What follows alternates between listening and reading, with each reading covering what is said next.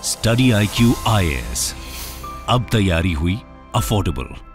2008 Tata Motors ने अपनी Lakhtakia nano car project के लिए सिंगूर वेस्ट बंगाल को चुना।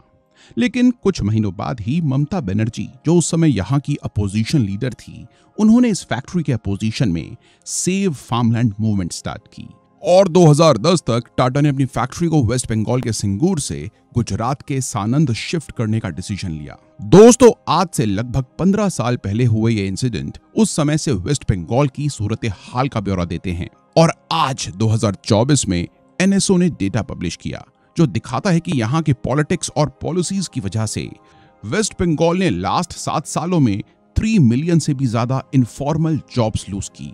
जी हाँ दोस्तों, 3 मिलियन जॉब्स। जहां वेस्ट बंगाल के सिंगूर में टाटा नैनो फैक्ट्री के जमीन पर आज वापस फार्मिंग की जा रही है, वहीं गुजरात के सानंद में यह फैक्ट्री आज टाइगोर और टियागो EV जैसी गाड़ियां मैन्युफैक्चर कर रही है और यहां से गाड़ियों को एक्सपोर्ट भी किया जा रहा है। इस फैक्ट्री ने यहां की लोकल पॉपुलेशन को डायरेक्टली 4000 जॉब्स तो प्रोवाइड करी ही हैं, लेकिन इसके साथ साथ इनडायरेक्टली इस फैक्ट्री के आसपास गाड़ियों के पार्ट्स बनाने की कई फैक्ट्रीज भी लग गई हैं जो मेन टाटा फैक्ट्री को पार्ट सप्लाई कर रही हैं और लोकल एम्प्लॉयमेंट एंड एंटरप्रेन्योरशिप को बूस्ट भी दे रही हैं। आज सिंगूर की हार सानंद की जीत बन गई। सानंद आज देश का लीडिंग ऑटोमोटिव हब बन चुका है, जहां 24,000 करोड़ से ज्यादा की इन्वेस्टमेंट ऑलरेडी हो चुकी है। सानंद में 400 कंपनीज अपना बेस स्टैब्लिश कर चुकी हैं। दोस्तों, सोचने वाली बात यह है कि वेस्ट बंगाल की एक रिच इंडस्ट्रियल हिस्ट्री रही है, जहां पहले ब्रिटिश एरा में ये राज्य एक मेजर इकोनॉमिक हब था और आजादी के बाद कोलकाता सिटी GDP के टर्म्स में इंडिया की सेकंड लार्जेस्ट सिटी थी। लेकिन आज सिटी ऑफ जॉय को क्यों डाइंग सिटी कहा जा रहा है? क्यों वेस्ट बंगाल डेवलपमेंट में पिछड़ा हुआ नजर आ रहा है? इसके पीछे क्या इंपॉर्टेंट रीजन है? लेकिन इनमें से एक रीजन ऐसा है जिससे ये सभी रीजन स्टेम होते हैं, जिसके बारे में जानने के लिए दोस्तों इस वीडियो को लास्ट तक जरूर देखें। साथ ही साथ दोस्तों, सिटी ऑफ जॉय कोलकाता अपने डिक्लाइन पर एक सेपरेट वीडियो डिजर्व करती है और दोस्तों, अगर आप चाहते हैं कि सिटी ऑफ जॉय पर एक अलग वीडियो बनाई जाए तो इस वीडियो पर टारगेट करते हैं एटलीस्ट 5000 लाइक्स के। लेकिन आगे बढ़ने से पहले मैं आपको बता दूं कि ये टॉपिक UPSC GS2, GS3 और SA के लिए काफी इंपॉर्टेंट है और अगर आप भी UPSC की तैयारी कर रही हैं तो आपको भी अपना विजन लॉन्ग टर्म रखने की जरूरत है। दोस्तों, आपको आज से ही जुटना होगा, आज से ही अपनी प्रिपरेशन स्टार्ट करनी पड़ेगी। UPSC सिविल सर्विसेज एग्जाम एक ऐसा एग्जाम नहीं है जिसको आप सिर्फ 3 महीने में पढ़कर क्रैक कर पाएं। इसके लिए आपको लॉन्ग टर्म प्लानिंग की जरूरत है और दोस्तों, इसीलिए स्टडी IQ आपके लिए लेकर आया है P2I फाउंडेशन बैचेस। तो दोस्तों, अगर आप भी UPSC सिविल सर्विसेज की प्रिपरेशन कर रहे हैं तो आपको भी अपना विजन लॉन्ग टर्म रखना होगा, कंसिस्टेंटली मेहनत करनी पड़ेगी और डेली जुटकर लगना पड़ेगा। देखिए, ये एग्जाम ऐसा नहीं है जिसको आप सिर्फ 3 महीने में पढ़कर निकाल ले और दोस्तों, इसीलिए आपको कमिटमेंट करने की जरूरत है और जो लोग कमिटमेंट कर सकते हैं उनके लिए स्टडी IQ लेकर आया है P2I फाउंडेशन बैचेस। दोस्तों, इन बैचेस में एडमिशन लेकर आप अच्छे तरीके से अपनी प्रिपरेशन कर सकते हैं। इन बैचेस में आपको पर्सनल मेंटरशिप के द्वारा फुली सपोर्ट दिया जाएगा। इसके साथ साथ हर क्लासेस में आपको आंसर राइटिंग और MCQ प्रैक्टिस तो मिलेगी ही, लेकिन उसके साथ साथ हैंड रिटन नोट्स भी मिलेंगे जो आपका बहुत टाइम सेव करेंगे। तो दोस्तों, अगर आप भी इस एग्जाम को एक बार सीरियसली देकर देखना चाहते हैं तो आपके लिए स्टडी IQ का P2I फाउंडेशन बैच है। तो दोस्तों, इन बैचेस में एडमिशन लेने के लिए आप मेरे कोड RT Life का इस्तेमाल कर सकते हैं और दिए गए इन सोशल मीडिया हैंडल्स पर आप मुझसे कॉन्टैक्ट भी कर सकते हैं। तो चलिए वीडियो पर वापस आते हैं। वेस्ट बंगाल भारत के ईस्टर्न पार्ट में सिचुएटेड ये स्टेट अपनी यूनिक ज्योग्राफिक और डेमोग्राफिक एडवांटेज के कारण एक इंडस्ट्रियल हब बनने की पूरी पोटेंशियल रखता है। जहां नॉर्थ में वेस्ट बंगाल इंडिया को नॉर्थ ईस्ट से कनेक्ट करता है और इस स्टेट को भूटान और सिक्किम का गेटवे भी कहा जाता है। इसके साथ साथ वेस्ट बंगाल नेपाल और बांग्लादेश के साथ भी इंटरनेशनल बॉर्डर शेयर करता है। जहां नॉर्थ में आपको हिमालयाज के कोक में बसे दार्जिलिंग और कालिम्पोंग जैसे हिल स्टेशंस दिखाई देते हैं जो अद्भुत नजारों के साथ ह्यूज टूरिस्ट पोटेंशियल रखते हैं। वहीं वेस्ट में आपको इंडिया की second largest coal field Raniganj देखने को मिलती है। इसके साथ साथ west Bengal limestone, copper, dolomite, granite का मेजर प्रोड्यूसर भी है। वहीं साउथ में ये स्टेट बे ऑफ बंगाल के साथ एक लॉन्ग कोस्ट लाइन शेयर करती है। मेजर पोर्ट जैसे हल्दिया इसी कोस्ट लाइन पर लोकेटेड हैं, जो वेस्ट बंगाल को डायरेक्ट इंटरनेशनल मार्केट से कनेक्ट करती हैं। साथ ही साथ फर्टाइल एलुवियल सॉइल से भरा सुंदरबन डेल्टा भी यहीं पर लोकेटेड है। इसके साथ साथ स्टेट की मेजर रिवर्स जैसे कि हुगली, अजय और दामोदर इनलैंड वाटर ट्रांसपोर्ट को सपोर्ट करती हैं और इंडस्ट्रियल एक्टिविटीज के लिए एक स्टेडी वाटर सप्लाई इंश्योर तो करती ही हैं, लेकिन साथ ही साथ फर्टाइल रिवर वैलीज एंड अच्छी मॉनसून रेन्स वेस्ट बंगाल को एग्रीकल्चरली रिच बना देती है। और आज भी वेस्ट बंगाल जूट और टी का one of the leading producer भी है। और इसी ज्योग्राफी की वजह से वेस्ट बंगाल डेमोग्राफिकली भी रिच है। यहाँ के 2011 के सेंसस के हिसाब से पॉपुलेशन 90 मिलियन से ज्यादा है। ये लार्ज और डाइवर्स पॉपुलेशन एक सब्सटेंशियल वर्कफोर्स प्रोवाइड करती है, जिसका लिटरेसी रेट अराउंड 77% है, जो स्किल्ड और एजुकेटेड लेबर पूल कंट्रीब्यूट करता है। स्टेट में प्रेस्टिजियस एजुकेशनल इंस्टीट्यूशंस जैसे कि IIT खड़गपुर, जादवपुर यूनिवर्सिटी और इंडियन स्टैटिस्टिकल इंस्टीट्यूट की प्रेजेंस क्वालिफाइड प्रोफेशनल्स को नर्चर करती है और इनोवेशन एंड रिसर्च को प्रमोट भी।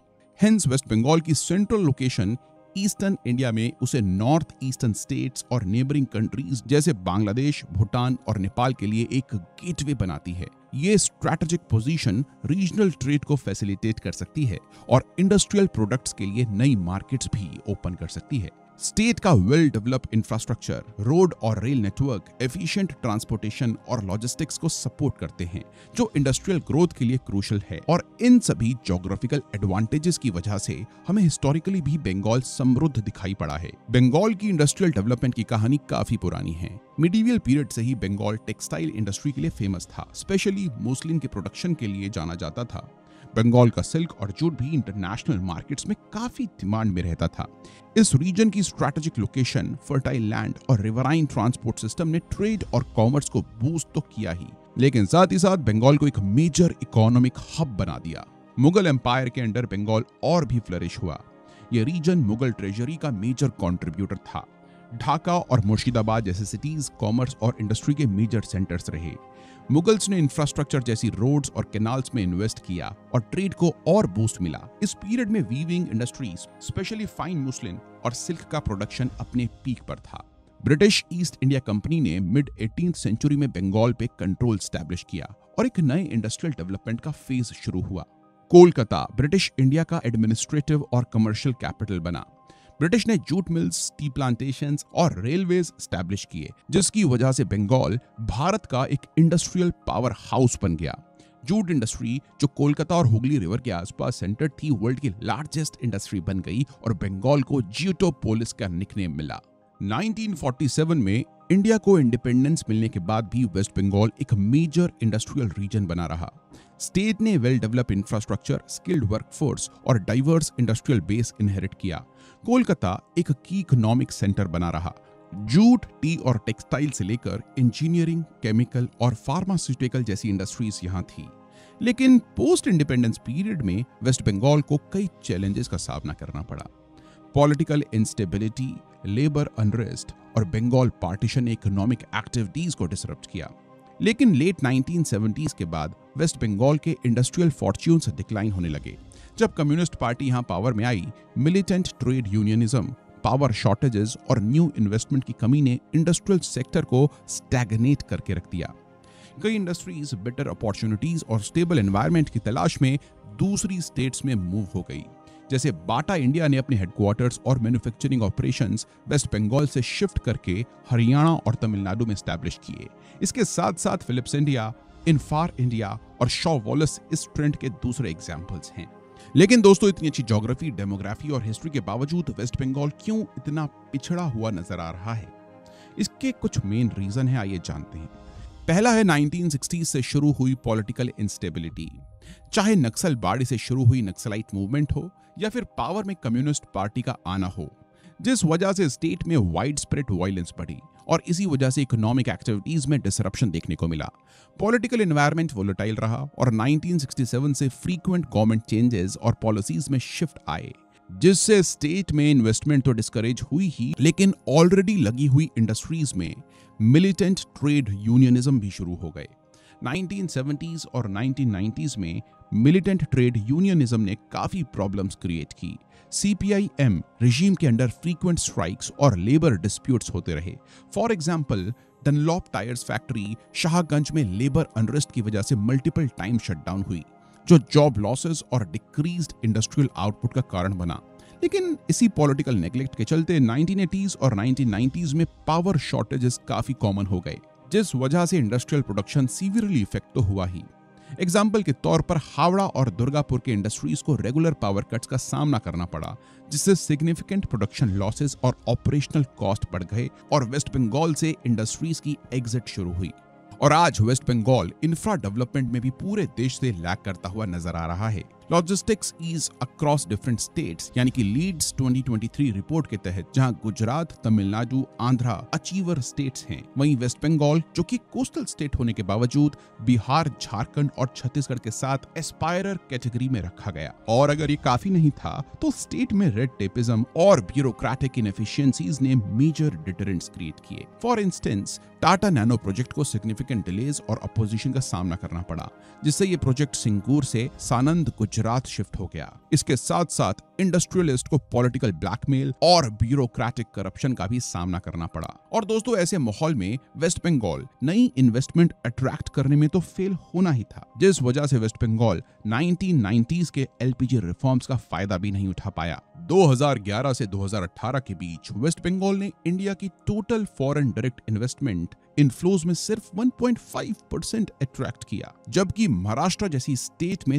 30% एफडीआई आई। और इसी इन्वेस्टमेंट की कमी और गवर्नमेंट की पॉलिसीज के चलते वेस्ट बंगाल ने आईटी और न्यू मैन्युफैक्चरिंग की बस ही मिस कर दी। एग्जाम्पल के तौर पर बैंगलोर और हैदराबाद के कंपैरिजन में वेस्ट बंगाल आईटी सेक्टर को प्रमोट करने में स्लो रहा। लेट 2000s में आईटी पार्क जैसे सेक्टर 5 इन सॉल्ट लेक सिटी कोलकाता में सिग्निफिकेंट डेवलपमेंट देखने को मिली, लेकिन इतने डिले की वजह से स्टेट अर्ली इन्वेस्टमेंट और जॉब अपॉर्चुनिटीज को मिस कर गया। लेकिन दोस्तों, इन सब के पीछे मेन रीजन क्या रहा? देखिए, इन सब के पीछे मेन रीजन है यहाँ के यूथ लेबर फोर्स का destruction. Political clubs west Bengal में सोशियो पॉलिटिकल लैंडस्केप को सिग्निफिकेंटली इन्फ्लुएंस करते हैं और वेस्ट बंगाल के हर डिस्ट्रिक्ट में आपको इस तरह के पॉलिटिकल क्लब्स देखने को मिलते हैं। ये क्लब्स जो मेजर पॉलिटिकल पार्टी से लिंक्ड हैं, यूथ को पॉलिटिकल एक्टिविटीज जैसे रैलीज, प्रोटेस्ट और कैंपेन्स में इंगेज करते हैं, जिससे एजुकेशन और कैरियर ग्रोथ डाइवर्ट होती है। इस इन्वॉल्वमेंट से पॉलिटिकल कनेक्शंस पर डिपेंडेंसी फॉस्टर होती है, जो मैरिट बेस्ड अपॉर्चुनिटीज को बर्बाद करती है। कोलकाता और उसके सबर्ब्स में जवान लोग रैलीज और प्रोटेस्ट में पार्टिसिपेट करते हैं, एजुकेशन और एम्प्लॉयमेंट को नेग्लेक्ट करते हैं। इस वजह से पोटेंशियल स्किल्ड वर्कफोर्स का लॉस होता है। पॉलिटिकल एक्टिविटीज को इंपॉर्टेंस देना स्टेट के इकोनॉमिक हेल्थ और यंग पॉपुलेशन के ओवरऑल ग्रोथ पोटेंशियल पर लॉन्ग टर्म इफेक्ट डालता है और इसी वजह से हमें वेस्ट बंगाल से ब्रेन ड्रेन देखने को मिलता है। बेंगलुरु और दिल्ली जैसे सिटीज में हमें एजुकेटेड एंड एस्पायरिंग बंगालीज की थ्राइविंग कम्युनिटी देखने को मिलती है और ये सब इश्यूज वेस्ट बंगाल की कैपिटल में क्लियरली विजिबल हैं। मैकेंजी ग्लोबल इंस्टीट्यूट की रिपोर्ट के अकॉर्डिंग कोलकाता की जीडीपी ग्रोथ रेट सिर्फ 4% रह गई है, जबकि मुंबई, दिल्ली और दूसरे बड़े शहरों की ग्रोथ रेट 7 to 8% है। वहीं 2011 के सेंसस के डेटा के हिसाब से कोलकाता का पॉपुलेशन ग्रोथ रेट सिर्फ 1.8% है, जो दूसरे बड़े शहरों से काफी कम है, क्योंकि यहाँ से लोग इंडिया की दूसरी सिटीज में माइग्रेट कर रहे हैं। 2019 में कोलकाता म्युनिसिपल कॉर्पोरेशन की रिपोर्ट में बताया गया था कि कोलकाता की लगभग 50% बिल्डिंग्स 50 साल से पुरानी हैं और उनमें से कई स्ट्रक्चरली अनसेफ हैं, जो दिखाता है कि शहर का इंफ्रास्ट्रक्चर मॉडर्न डिमांड्स को पूरा नहीं कर पा रहा है और लैक ऑफ इन्वेस्टमेंट की वजह से यहाँ का रियल एस्टेट दिल्ली, मुंबई या बेंगलुरु जैसे फ्लरिश नहीं हुआ है। इसके साथ साथ west Bengal industrial development cooperation के रिपोर्ट में हाईलाइट किया गया कि कई इंडस्ट्रीज कोलकाता से शट डाउन या रिलोकेट हो रही हैं। पिछले 2 डेकेड्स में यहाँ ऑपरेशनल फैक्ट्रीज की संख्या 25% से कम हुई। तो दोस्तों, यहाँ ये सवाल उठता है कि क्या वेस्ट बंगाल बाउंस बैक कर सकता है? जी हाँ दोस्तों, आज की सिनेरियो को देखते हुए ऑल्दो ये इम्पॉसिबल लगता है, लेकिन अगर वेस्ट बंगाल अपने इंफ्रास्ट्रक्चर डेवलपमेंट पर सिग्निफिकेंट इन्वेस्टमेंट करे, जिसमें रोड, रेल और पोर्ट कनेक्टिविटी शामिल है, जिसकी वजह से ट्रांसपोर्टेशन कॉस्ट रिड्यूस हो और लॉजिस्टिक्स इंप्रूव हो सके, तो स्टेट इन्वेस्टर्स के लिए ज्यादा अट्रैक्टिव बन सकती है। एग्जाम्पल के तौर पे कोलकाता दिल्ली फ्रेट कॉरिडोर जैसे नए इंडस्ट्रियल कॉरिडोर्स डेवलप करना और एग्जिस्टिंग कॉरिडोर्स को अपग्रेड करना ट्रेड और इंडस्ट्रियल एक्टिविटीज को बूस्ट दे सकता है। इसके साथ साथ आईटी हब्स जैसे बेंगलुरु और हैदराबाद के साथ कंपीट करने के लिए वेस्ट बंगाल को अपने आईटी और टेक्नोलॉजी सेक्टर्स को एक्सपैंड करने पर फोकस करना चाहिए। इसमें ज्यादा आईटी पार्क सेटअप करना, टेक स्टार्टअप्स के लिए इंसेंटिव्स प्रोवाइड करना और डिजिटल इंफ्रास्ट्रक्चर में इन्वेस्टमेंट शामिल है। आईटी के साथ साथ वेस्ट बंगाल को अपने चीप लेबर को देखते हुए सेमी मैन्युफैक्चरिंग और फूड प्रोसेसिंग इंडस्ट्रीज को बढ़ावा देने की जरूरत है और इसके साथ साथ ट्रेडिशनल इंडस्ट्रीज जैसे जूट, टी और टेक्सटाइल को रिवाइटलाइज करना और नए मैन्युफैक्चरिंग सेक्टर्स को प्रमोट करना जॉब्स क्रिएट कर सकता है और इकोनॉमिक ग्रोथ को स्टिमुलेट भी। मॉडर्न टेक्निक्स इंप्लीमेंट करना और इनके लिए सब्सिडीज प्रोवाइड करना प्रोडक्टिविटी यहाँ इन्वेस्टमेंट भी अट्रैक्ट कर सकती है और बिजनेस अप्रूवल्स के लिए single window clearance systems implement करना और नए इन्वेस्टमेंट के लिए टैक्स ब्रेक प्रोवाइड करना एक सही स्टेप दिखाई पड़ता है। और मोस्ट इंपॉर्टेंटली एजुकेशन और स्किल डेवलपमेंट प्रोग्राम्स में इन्वेस्टमेंट करनी जरूरी है ताकि एक स्किल्ड वर्कफोर्स क्रिएट हो सके। इंडस्ट्री लीडर्स के साथ कोलैबोरेट करके करिकुलम और ट्रेनिंग प्रोग्राम्स डिजाइन करना जो मार्केट नीड्स को मीट करें, एम्प्लॉयमेंट रेट्स को इंप्रूव कर सकते हैं। इसके साथ साथ वेस्ट बंगाल में पॉलिटिकल स्टेबिलिटी को इंश्योर करना और ब्यूरोक्रेटिक रेड टेप को रिड्यूस करना ज्यादा बिजनेस अट्रैक्ट कर सकता है। रिसेंटली हुई न्यूमरस पॉलिटिकल किलिंग्स यहाँ की पॉलिटिकल स्टेबिलिटी को तो बिगाड़ती ही है, लेकिन इन्वेस्टर्स को इस स्टेट में इन्वेस्ट करने के लिए डिसोवेट भी करती है।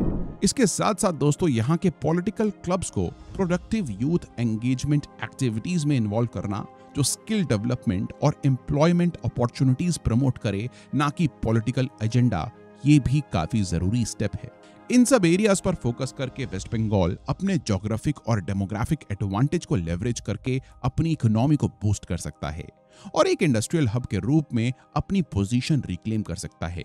लेकिन दोस्तों most importantly great political thinker Thomas Jefferson ने कहा है, in a democracy the government you elect is the government you deserve. दोस्तों इसी ब्यूटीफुल कोट के साथ ये वीडियो यहीं पर समाप्त होती है।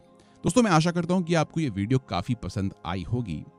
हमारी मुलाकात होगी ऐसी ही एक और नेक्स्ट वीडियो में। तब तक के लिए take care and bye bye. Study IQ IAS, अब तैयारी हुई अफोर्डेबल।